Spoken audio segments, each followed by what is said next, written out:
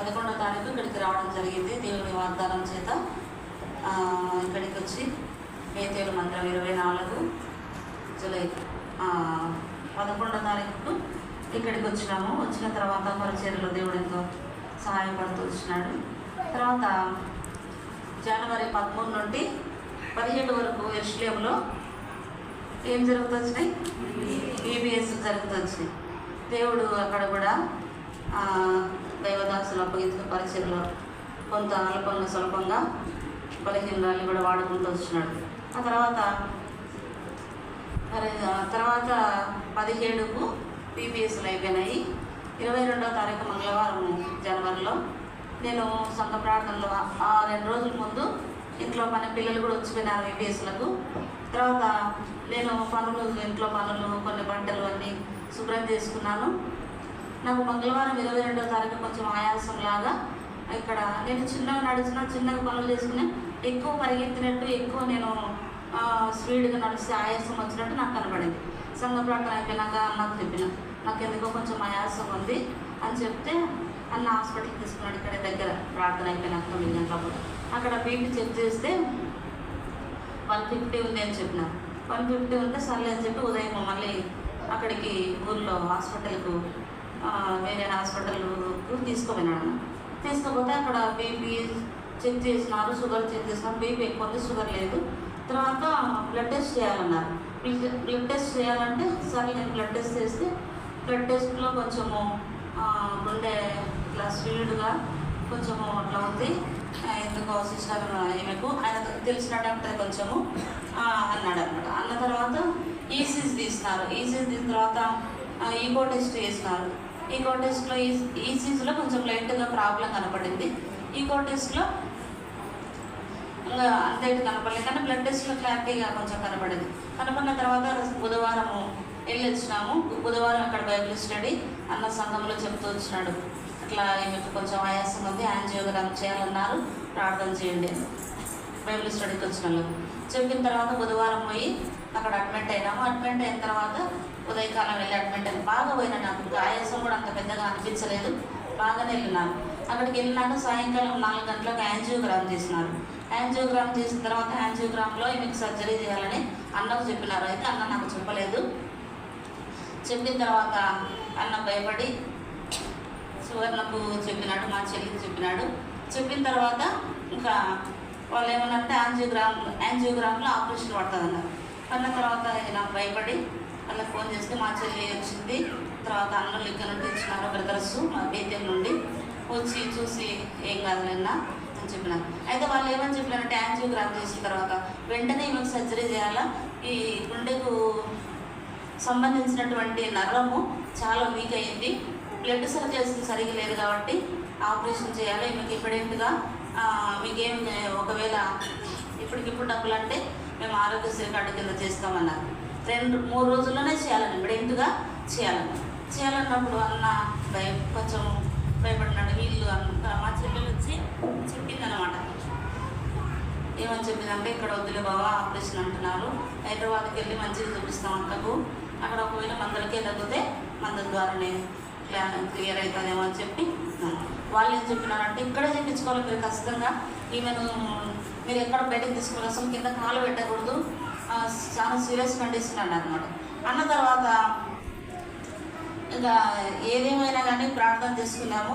అన్నలు కూడా వచ్చి చెప్పినారు, అన్న ఇక్కడైతే కష్టము, కొంచెం ఇబ్బందిగా ఉన్నాడు, అక్కడైతే బంధువులు ఉన్నారు, తర్వాత మంచి హాస్పిటల్ ట్రీట్మెంట్ బాగుంటుందని బ్రదర్స్ కూడా వచ్చి నన్ను చూసి అన్న సేపుడు అన్న మనోహరణ కూడా వచ్చి చెప్పి ప్రార్థన చేసి వచ్చినాడు. వచ్చిన తర్వాత వెంటనే జాబ్ తీసుకొని ఇంటికి వచ్చేసినాం. ఇంటికి వచ్చిన తర్వాత వాళ్ళు ఏం చెప్పినారంటే ఈమెను మీరు ఇక్కడ తీసుకుపోతున్నారు, అంబులెన్స్లు తీసుకుపోవాలా, బస్సులో పోయినా ఎక్కడ పోయినా కానీ మా కష్టము చాలా సీరియస్గా వెంటనే ఆపరేషన్ చేయాలన్నారు. అంటే మా చెల్లెలు తర్వాత సువర్ణ వచ్చింది. ఏం చేసినామంటే బస్కి వెళ్ళిపోయినాక అక్కడ హాస్పిటల్లో 20 days చూయించుకున్న తర్వాత అక్కడ మళ్ళీ టెస్టులు చేసినారు. అక్కడ ఇప్పుడు వెంటనే చేయకూడదు, యాంజియోగ్రామ్ చేసిన తర్వాత కనీసం 1 వారం అన్నా గ్యాప్ ఇవ్వాలి, కాబట్టి ట్యాబ్లెట్స్ వాడండి అని చెప్పినారు. వాడిన తర్వాత ఇంట్లోనే ఉండి ఒక 20 days ట్యాబ్లెట్స్ వాడుతూ వచ్చిన మా చెల్లెలు వాళ్ళ ఇంట్లో ఉండి వాడుతూ వచ్చిన తర్వాత ఇప్పుడు మళ్ళీ టెస్టులు చేసి ఇప్పుడు అంతా నార్మల్ అయింది. పేషెంట్కి రిస్క్ ఉండదు, మాకు రిస్క్ ఉండదు, ఆపరేషన్ చేయడానికి మంచిగా ఉంటుందని చెప్పి డాక్టర్ గారు ఆపరేషన్ చేయడానికి ప్రకటించినాడు. నేను ఆపరేషన్కు ముందు చాలా భయపడిపోయినాను. ఎందుకంటే ఆపరేషన్ నాకు ముందే 3 సర్జరీలు అయినాయి, పిల్లలు పేద ఆపరేషన్లు. తర్వాత ఇది కూడా ఆపరేషన్ అంటే కొంచెం నేను భయపడాను. అయితే అందరు నన్ను బలపరిచినారు. తర్వాత దేవుడు కూడా ఏషియా గ్రంథం 41వ అధ్యాయం 9-10 వచనాలు దేవుడు చాలా స్పష్టంగా నాతో మాట్లాడుతూ వచ్చినాడు. చదవండి అన్నమాట.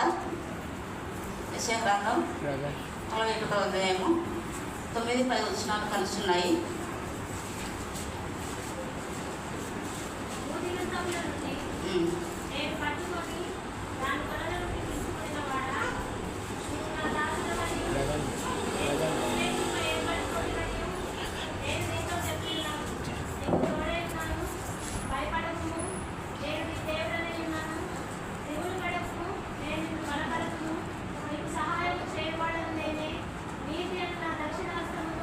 దేవుడు నన్ను బ్రతికించిన అన్నాళ్ళు నేను ట్రీట్మెంట్ వాడి ఉంటాను, అట్లాగే ప్రభు తీసుకున్నప్పుడు వెళ్తాను అని చెప్పి అన్నదంటే లేదు నీకేం కాదు, చిన్న ఆపరేషనే, భయపడొద్దని చెప్పినాడు. తర్వాత పిల్లలు తర్వాత అన్నోళ్ళు బలపరుస్తూ వచ్చినారు. తర్వాత ఇంకా దేవుడు వాక్యం ద్వారా నేను అన్నాను, ప్రభువా నువ్వు ఏది చెప్పినా చేసుకుంటూ వచ్చినాను కదా, ఇప్పుడు అన్న చెప్పినాడు కదా అతిశయించకుండా కృప ఉంటుంది నేను ఒక తోడ.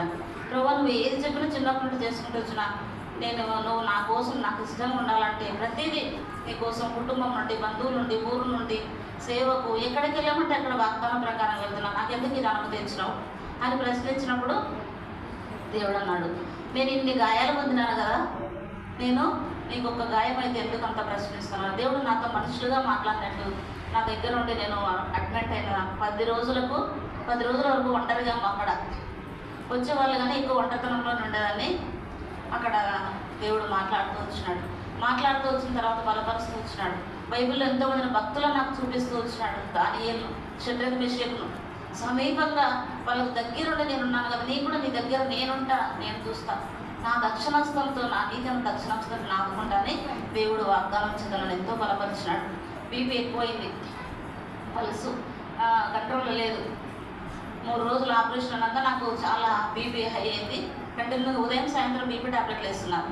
అయితే ఇంకా రేపు ఆపరేషన్ అనగా నేను ప్రభు నన్ను ఆదుకుంటాను కదా, నన్ను ధైర్యపరచు, ఆపరేషన్ థియేటర్లో అయిపోయేటప్పటికల్లా నాకు ఏది కూడా బీపీ ఉండకూడదు, పల్సు అన్నీ నార్మల్గా ఉండాలి అని చెప్పినప్పుడు దేవుడు నన్ను అట్లు బలపరుస్తూ వచ్చిన తర్వాత ఉదయం లేచినాను.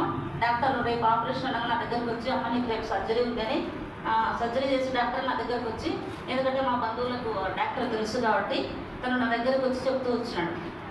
సరే సార్ అన్నాను. ఉదయం కల్లా నేను బాగా లేచినాను, బ్రష్ చేసినాను, నేను టాబ్లెట్స్ చేసుకున్నాను, బీపీ నార్మల్కి వచ్చింది, పల్స్ నార్మల్కి వచ్చింది, ఎంతో ధైర్యంగా ఉండ. నేను ధైర్యం ఉన్న తర్వాత ఇంకా 10 గంటలకంతా నన్ను థియేటర్లోకి తీసుకెళ్ళాను, సంతకాలు చేయించుకున్నారు. తర్వాత థియేటర్లోకి ఇంకా లోపలికి వీళ్ళ వీల్ చైర్ల నుండి వాళ్ళ వీళ్ళ చైర్లకి మార్చుతారంట థియేటర్లో. అప్పుడు వాళ్ళు ఏం చెప్పినారంటే అక్కడ ఉన్న అసిస్టెంట్ డాక్టర్లు, అమ్మ నీకేమన్నా రహస్యంగా మాటలు కానీ డబ్బు కానీ ఏదైనా నీ తరపున ఉంటే మీ పిల్లలు కానీ మీ హస్బెండ్ కానీ చెప్పని చెప్పినాను. అంటే గ్యారంటీ నువ్వు తిరిగి వస్తావని లేదు అని వాళ్ళ మీద ఏం పెట్టుకోరు. చెప్పమంటే నేనేం చెప్పలేదు, అంత నాకు బాగానే ఉందని చెప్పినాను. ఇంకా నా సువర్ణ, మా చెల్లెళ్ళు అందరు దగ్గర ఉండి దేవుడికి సంఘం ఎంతో ప్రార్థన చేస్తుంది నా కోసం. దైవజనులు యెరూషలేములో సంఘము, బేతేలు సంఘము బ్రదర్స్ నన్ను, నా సొంత బ్రదర్స్ కంటే నన్ను ఎక్కువ బలపరిచినారు. అట్లా సహాయపడుతూ వచ్చింది. సంఘం కూడా ప్రేర్ చేస్తూ వచ్చింది. ఆర్థికంగా అవసరతలు ఎన్నో విషయాల్లో సంఘము మమ్మల్ని బలపరుస్తూ వచ్చింది. తర్వాత ఆపరేషన్ అయింది. నేను అడిగిన ప్రభువా ఆపరేషన్ అయిన తర్వాత నేను థియేటర్లో 3 రోజులు ఉండాలన్నా. 3 రోజులు ఉన్నప్పుడు నాకు ఏమాత్రము నొప్పి కానీ భయం కానీ మెలకువ కానీ ఉండదు.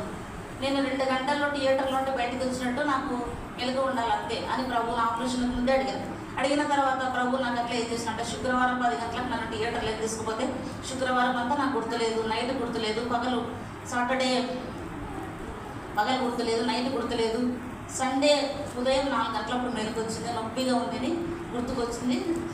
పక్కన సిస్టర్ ఉంటే నాకు ఆకలి వేస్తుంది, నొప్పిగా ఉందంటే మనం పాలు తాపింది. 3 రోజులప్పటికి ఉదయం శుక్రవారం ఉదయం కూడా ఏమీ పెట్టరు వాళ్ళు, మంచినీళ్ళు కూడా తాగలేదు. సండే 10 గంటలకు 4 గంటలకు మేలుకు వచ్చిన ట్యాబ్లెట్లు వేసి కొంచెం పాలు ఇచ్చిన తర్వాత 10 గంటలకు నాకు మేలుకు వచ్చింది. 10 గంటలకు మేలుకు వచ్చిన తర్వాత అప్పటికి చాలామంది నన్ను చూసి వెళ్ళారు మా ఊళ్ళు.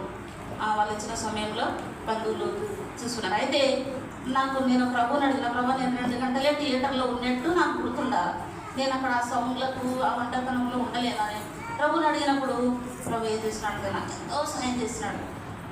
నాకు 12కు మేలుకు వచ్చింది. 10 గంటలకు మా అల్లుడు వచ్చినాడు అక్కడికి, రాజు నన్ను చూడడానికని. అప్పుడు నాకు మేలుకు వచ్చినప్పుడు కళ్ళు తెరిస్తే రాజు వచ్చి నా దగ్గర నిలబడినప్పుడు అప్పుడు నాకు తెలియకుండానే కళ్ళ నీళ్ళు వచ్చినాయి అనమాట. తెలియకుండానే కళ్ళ నీళ్ళు వచ్చిన ఎందుకు ఏడుస్తున్నావు అని నడుచు అడిగింది. ఏం లేదు అన్న తర్వాత నన్ను 12 గంటలకు షిఫ్ట్ చేసినారు, రూమ్ షిఫ్ట్ చేసినారు. 2 గంటలు నేను మెలకువతో ఆ థియేటర్లో ఐసీలో ఉండేదన్నమాట.